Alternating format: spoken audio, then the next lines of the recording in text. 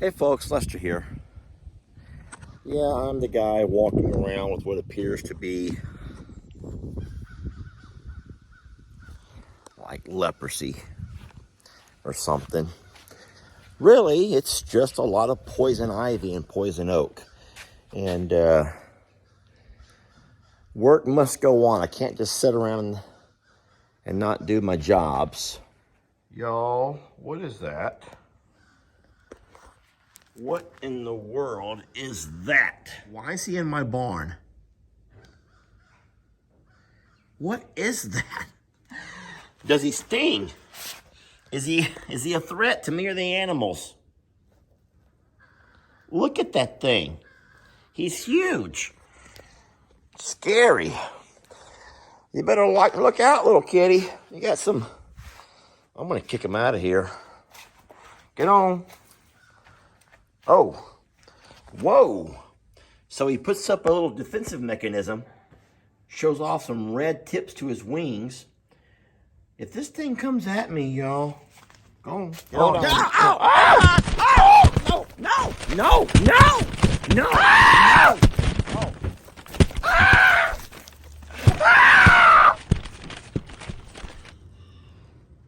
Whew. Okay, he's out of the barn now. He was not biting at me. He was just flapping his wings in my face. Like he's trying to mate or something. And that was scary. But he's out of the barn. He's staying out of the barn. I just thought about something. Y'all know how Native Americans would always name their warriors after something in nature. They would look for a sign. And once they found that sign, they would name their warriors something according to the sign they got from Mother Nature. In this case, this here might be my sign. And if in fact I do learn and begin to embrace the Native American history and heritage that we've discovered here at Longhorn Lester's,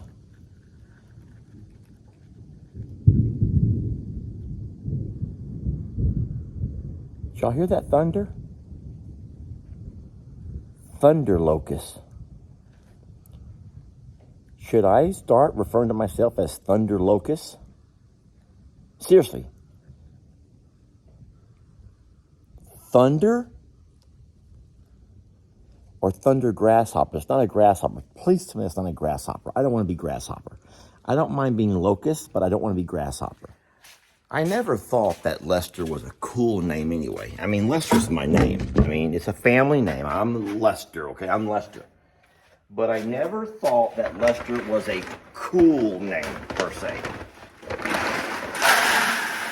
Family name, yes. Cool name, no. Not Daniel or Jason. No, sir.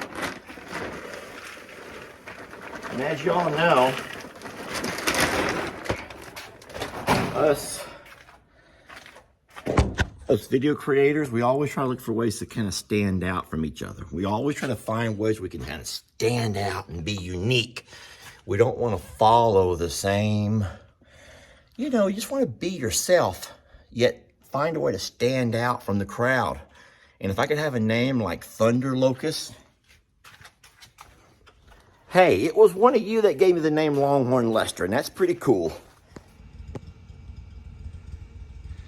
Y'all look, we got green grass coming back in. We have green grass growing alongside what will one day be our pond. Still not quite there yet, but all this had turned brown, and now it's all back to being green. We got a little bit of rain, and that's all it took. Hey guys, come on in.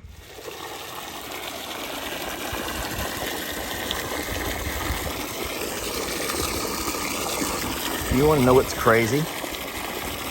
You want to know a crazy story? Because we have water in our pond, And we have, of course, clean water here that I keep changed out every 3 or 4 days. There's nothing at all, nothing green, it's not dirty, it's good, clean water.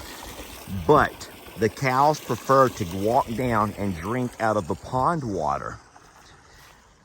When you look at it, guys, when you look at it, you're saying, ooh, it's muddy, Lester, it's gross.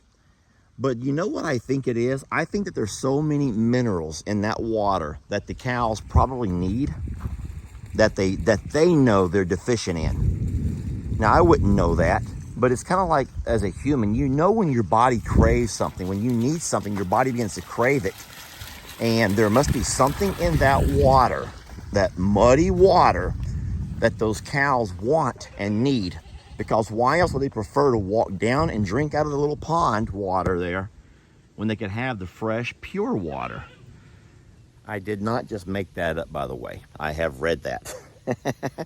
I think that whenever it rains, runoff coming from the pastures into the pond does supplement the pond with minerals that the cows need. And when the pond was low, if you remember when the pond was really low, the cows weren't touching it. But now that we've had, I don't know, 3 or 4 inches of rain over the past couple of weeks, and the pond has a couple of foot or so deep, now the cows are drinking from it. The horses will not. The horses still drink from the trough, which tells you there's something kind of a difference between horses and cows, that horses want a different water than what cows do, if they have a choice. Before you all say anything, I want you to notice what I have right there. She got into him. She got him. I want y'all to notice what I have right there, a blue barrel that I'm going to pour all of that feed into. Hey, I'm doing this because please stop it, baby. I'm doing this for your own good and for my own good, because we do not want to have a bunch of feed all over our barn. I'm not real sure what Tex is over there doing. He's not stuck in that little ravine, so don't worry. He's doing that because he wants to. He's digging in that mud. He's taking his horns and digging around, throwing stuff over his back. And what I like about that is the fact that he's not trying to just lay around and conserve energy the way he was for so long. You know, back when we had lost all of our grass, when that pasture was dry, you didn't see him moving a whole lot. He was smart enough to just lay around. He'd find him a shade tree and lay around. He'd wait till I would feed him. He'd make his way around to the rolls of hay, and he did whatever he could to conserve his energy, like all animals work, especially large animals. But now what this over here shows me is that he's getting enough good green grass, maybe the combo of the green hay, the alfalfa that we bought, along with the grains, and he's gotten his strength back. He feels strong, he feels good. Because he wouldn't be doing that over there, guys, if he felt lethargic and weak and was trying to conserve energy. Guys, what is Beverly doing? Beverly! Oh gosh, that scared me. Okay, all is good. I'm sorry, baby, you scared me. I am almost embarrassed for y'all to see my prayer place. Whenever I come by and mow, I mow all of the leaves off, and I would like them to fall over the ledge here. Unfortunately, some of the heavier leaves, these magnolia leaves, just kind of sit right here on the edge, and I can't get any closer, and I don't want to come over and rake. But man, I love to come over here when I have a chance to sit down, and I find myself more and more just kind of in a state of wonderment of those Native Americans, those indigenous people, the Indians, who once lived here. Now listen, I can't remember everything that I read. Jamie's real good. There comes Maggie. Jamie's real good about sharing information with me. Look at my girls down there. Look at my girls. So the most recent discovery that Jamie was able to research actually comes from the Choctaw Indians. You've all heard that song, I'm an Indian outlaw, half Cherokee and Choctaw. Excuse me, I've never sneezed on a video before. And so the Choctaw Indians, they're not from these parts. But what they had, y'all, were these amazing trade routes that extended hundreds and hundreds of miles. And so it's hard to imagine Native Americans with trade routes. But the Choctaw also have an amazing oral history. Now, they don't have a lot in writing, obviously, but they have an amazing oral history. And in their oral history, they had a lot of dealings with the Indians from this region. Now, I would try to pronounce the name, but I'm going to get it wrong. I'm just going to say Bedai. I'm going to get it wrong. It's going to come out wrong. I think it's Bedia. That was the name of the Indians who were, you might say, the exiles or the rejects. The breathing is Maggie. The Bedai Indians are the ones that are most closely related to this area. This is before the Alabama Coushatta Reservation was here. Now, these Indians, y'all, were the rejects or the exiles from both the Caddo and the Karankawa Indian tribes, who were also in these areas. The Karankawa and the Caddo, you've learned from previous stories, had left the big thicket. They had left the woods, and they'd become more agriculturalist. They began to farm. And so the big thickets, by and far, were left uninhabited by any major tribes. But these exiled Indians returned to their roots and chose to take up living here back in the big thicket areas. And they continued trade routes with the Choctaw tribe. And so whereas a Choctaw would bring them things like bear skins and buffalo skins, things that they could not get from here, these guys traded in their own pelts or furs. I know, they were craftsmen, they were crafty with crafts, pottery. There was pottery, they made pottery. And that's not a surprise to know how much red clay is in our soil here. It's not surprising to know that the natives from this area were big into pottery. Anyway, I just have learned so much, and I'm just intrigued by all the stories. And now that I've discovered the oral history from the Choctaw, there's a whole lot more to learn about the Indians that lived here. One thing that I will tell you that you probably didn't know, and you may not even care about this, y'all, this may not interest you whatsoever, is that the Choctaw talk about there were bands of the Caddo and the Karankawa Indians who still did religious cannibalism, ceremonial cannibalism. And so what's scary about that is wondering if some of the Indians that ended up becoming inhabitants of this area, who were the exiled from those other tribes, if they continue to practice cannibalism. If in fact they would go on these high hills, ooh, spooky, and have their ceremonies. So interesting. Such an interesting discovery here at Longhorn Lester's.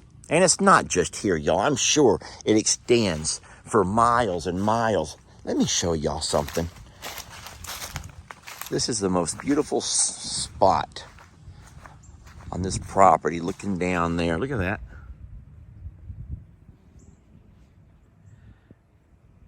This is an amazing view. That's the river, y'all. And can you just imagine? Anyway, I get it, y'all. I get it that this is not for everybody. Anything that has to do with religion and spirituality, it all kind of rests in the eyes of the beholder. Do you know that I have read, a lady had told me recently in an email that the Amish do not like photography. They feel like taking one's photo removes the spirit from that person. Now, most of y'all would just kind of roll your eyes and scoff at that. But you wouldn't roll your eyes and scoff at the fact that there are Amish people and they have their own sets of beliefs. So the thing is, it depends on who, well, like I said, it's in the eyes of the beholder of what you allow yourself to believe or think about. I mean, here I am right now, and I'm watching both of my girls, both Millie and Fiona, down on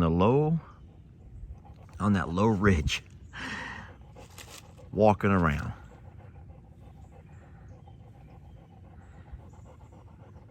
They say that animals can sense things. Children can sense things. They can see things that I can't see. You're saying, Lester, that's not true. Lester, you're just trying to tell us a story. Well, I don't know.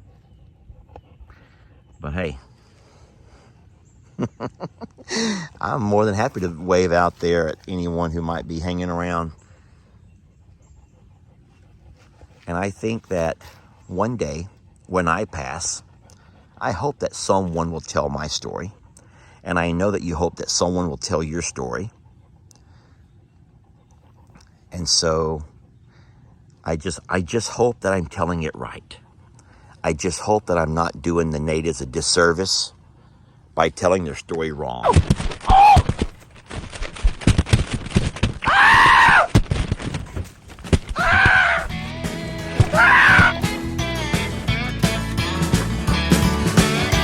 Don't let your troubles fester. Come watch Longhorn Lester. Yeah, something like that.